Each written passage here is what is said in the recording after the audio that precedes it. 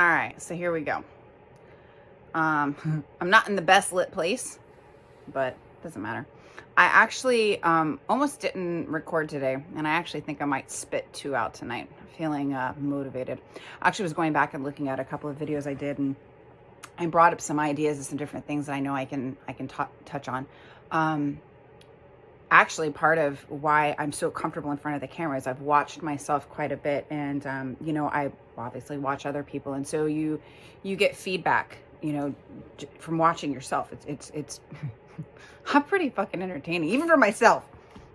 So anyways, I was thinking about what I was going to do, and there's this topic, and then I was figuring out like how I wanted to approach it, because you just, how do you start? Because I want to teach people, but I don't want it to come across as I'm teaching you. I want it to come across as this is what I've learned, and I know that because of the things that I've been through, that it resonates with so many people. So I'm going to throw out there, kind of the question of this video is going to be, why is mental health so important to me?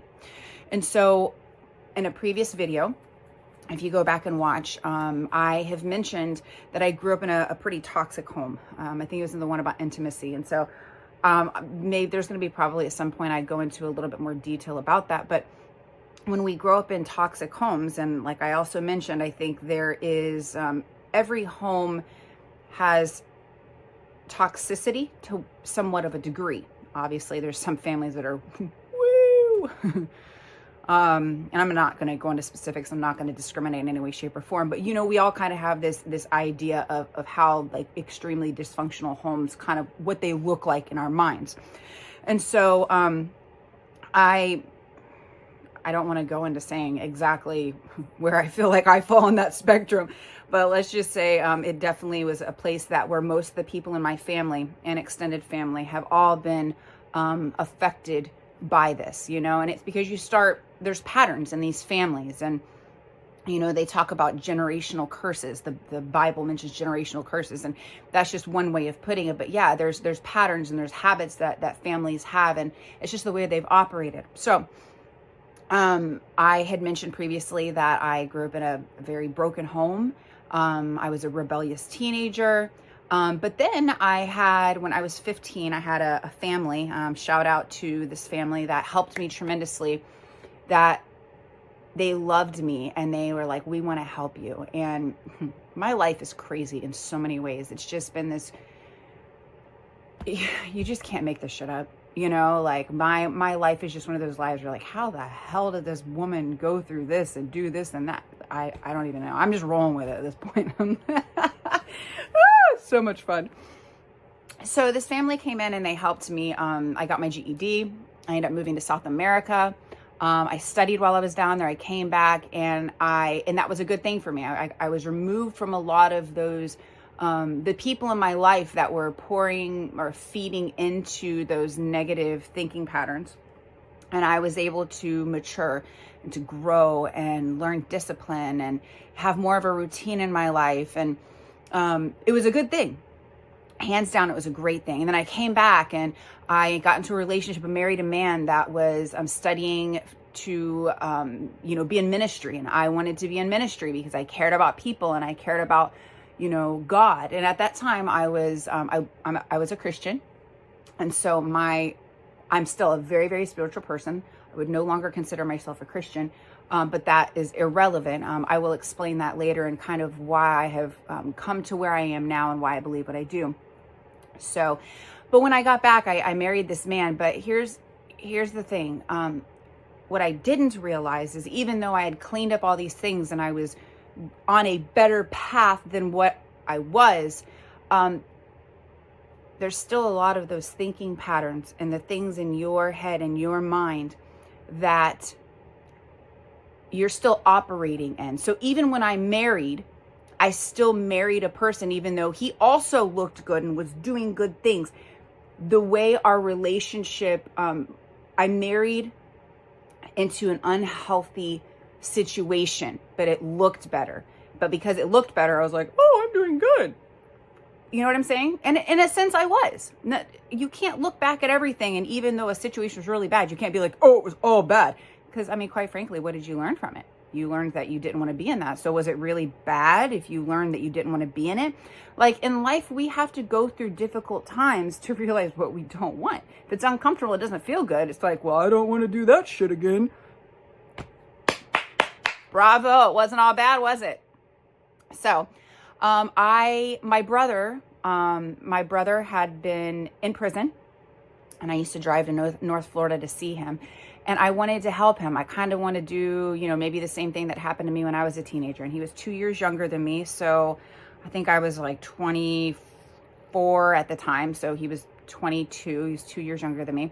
And he was going to be getting out of prison. And so my now ex-husband and I had agreed to find a place that had 2 bedrooms. And he was on board with me having my younger brother live with me to kind of help him get back his life together, right? So when that happened, he got out of prison and he moved in with us, and he didn't have transportation. And so obviously he had a class that he was required to take as part of his probation. And so it was like 30 minutes away from where we were. So I wasn't going to like drop him off and leave. I mean, I guess I could have gone and done something else, but I was like, let me sit with him, and I'll do this class with him. And they didn't mind that I was there or anything. It's not anything we had to pay for. So I'm sitting down in this class, and what they did was they took these guys, these felons that were on probation, and they required them to take this class. So what this class was is it tried to help these people that ended up in prison and all of these, making all these bad choices, and kind of try to teach them as to why they were making those bad choices. And they were taking them back to their family structures, and they were going, yeah, so when you're raised in these types of situations, you tend to have these types of people, and and as I was sitting in this class, it was like, I hope my brother's getting as much out of this as I am. And there was almost I was almost elated at like, oh my gosh, wow, I'm learning so much, because even though I was removed from that situation, I was doing better. Through this class, I was realizing that I was still trapped in this mental prison, and I started realizing why I still struggled with anxiety. But at the same time, it scared me, because I'm like, oh, holy shit, my mind is fucked up. It was very overwhelming. And then I started seeing how it was in my marriage as well. And that scared me, because I'm like, I'm married to this man. And at that point, I was like, I had the idea that I was going to be married to this man until death do us part, because I mean, that's what I said in my vows, and so I was still very much committed.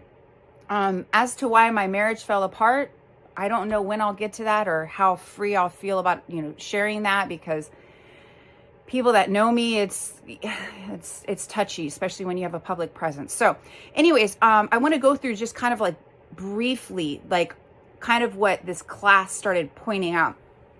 So when we are raised in these different circumstances, you immediately kind of take on these roles, these unhealthy roles, actually. And they permeate not only your current life, but when you decide to marry and have relationships, you start to learn why certain relationships function, but they don't exactly function very well, or why we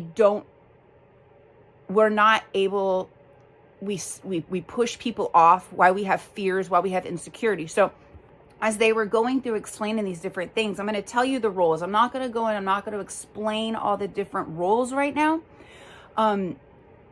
because it would make a really long video. But they started going through, there's like the hero. There's sometimes the kid in the family that wants to make the family look good. And so, they're overachievers, and they get their what's the word I'm looking for? Gratification, or the acknowledgement. They're satisfied and appeased by like, oh, my accomplishments, pat me on the back. So they're driven by that. Things going off. And then you have the scapegoat. That's always the trouble child, the black sheep of the family, the one that's always getting into trouble, Then you have the lost child. Have you ever seen that child that's really quiet, doesn't talk to anybody? They internalize everything. They just don't say anything. That's That's how they cope with it. And then you have the mascot. You have the one that's fucking hilarious. They're the ones that's like, there's problems, they make fun of everything. Everything's funny. They kind of make light of the situation, you know? They're kind of like the comedic relief, you know?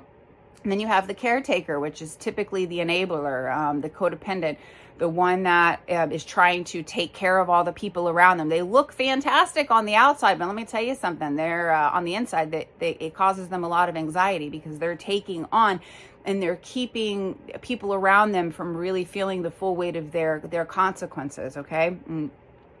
Then you have the addict, and the addict obviously is the one that's dealing with their issues by covering it up, by drowning it, you know, trying to numb what's going on in their life. Then you have the manipulator, the one that goes around and is trying to, you know, manipulate everybody to, you know, get what they want, you know, and there's always, it looks like they're being nice, but they're always doing it for their own benefit. Those ulterior motives. God, are they fucking everywhere. And then you have the persecutor, the one that sits down and accuses everybody and tries to, you know, bury everybody and make them feel terrible, you know, to make themselves look better. You know, if I can make you look like shit, then it makes me feel better, you know? So those are kind of like the roles. And I know I actually played a couple of these roles, and we might, you know, be different ones, but I was more the codependent. I was the enabler. So my brother was an addict. My mother was an addict. And so I was a caretaker, and then I became a caretaker to other people outside of my immediate family. I was also the mascot at times. Flawless sense of humor, baby, flawless. And then I was also at times the scapegoat. Okay, I was definitely the one that, if everybody could, you know, blame me for it, you know, it's easy, you know. That was the people pleaser, right? So, you know, blame Tara for it. The black sheep, you know, just all Tara. God, I still get that shit. I don't even care anymore. I don't care. Anyway, so part of the reason, and what that did was that sparked in me is like, ooh, there's a lot of things in my mind that I want to heal this. I don't want to feel these uncomfortable feelings. I don't want to have this anxiety. I want to be free of this. And so that's what started pushing me towards looking for a therapist that was going to help me. And I didn't even know what that was supposed to look like. I go and I talk to somebody about my problems and they tell me how to fix them. Or what ended up happening was I ended up kind of testing out a few people, and I finally found one in Winter Park, Orlando. Monica from Grace Clinic. She was amazing. And she gave me the tools necessary. And I think I ended up seeing her on and off for several years. And it's crazy because I didn't feel like I made that much headway in a short period of time. But even now, I'm still 15 years later, because it was 15 years ago, I still reflect back to things that she said, and they're just now making sense. Like I go into a situation, or I've watched all the different people that I've had to remove from my life, which she told me about. She goes, you know, there's going to be a lot of people that are in your life right now, ones that you care for, ones that you hold in high esteem, that are no longer going to be in your life. And I didn't like that thought. I was like, I don't know what you're talking about. We can make it work. We can solve everything, right? No, you can't. The only person I have control over is me. And I have the responsibility to try to be a better version of myself every day. And even though I want that for those around me, and even though I plead for that, and even though I've tried to push for that, or I've tried to, you can't change them. And so sometimes you have to cut them off, because what they're doing is they're draining you. They're draining you, and they're not adding to you. And sometimes it's okay to have people like that around me, because my cup is so full. If I want to have somebody around me that I am able to establish boundaries with, and they are willing to respect those boundaries, I'm willing to give more than somebody is giving to me. I will allow them to be a taker for a time, because they're going to need it. There was a time where I didn't have anything to give. I didn't know how, because I was so empty. And like, I know I was a draining energy at one time. And then there was like that family that took me when I was 15. They allowed me to, take from them, but then they also tried to get me to a place where I was being able to fill my own cup. And so it's been a long journey, and there's so much more to unpack with this, unpacked. There's no T in that word, by the way. Unpack with all of this. And there's so many different things I could go down with this. I actually, I want to talk. I'm not even going to tell you what I want to talk about, because I want to talk about everything. I mean, honestly, I want to talk about so many things. But if there's something specific to this that touches any of you that you would like to hear more about, or you want me to touch more on, let me know. Because like I said, I could go so far with this. So this is just my mental and emotional health. But this is more, no, it pretty much involves both of them. So I hope this, maybe opened up somebody's eyes. I love sharing my story. My life has been crazy. It's been hard. I've been all over the place. But you know what? I get to sit here and I get to tell people about it, and I get to help other people, because I know that the things that I share about my life, it's going to touch somebody somewhere, and it's going to, a light's going to come on, and they're going to be like, hey, she might have some of the answers. And guess what? I probably do. Come ask me about it. I want everybody to be on a journey of becoming a better person. I have a prerogative of leaving this world a better place than what I entered into it.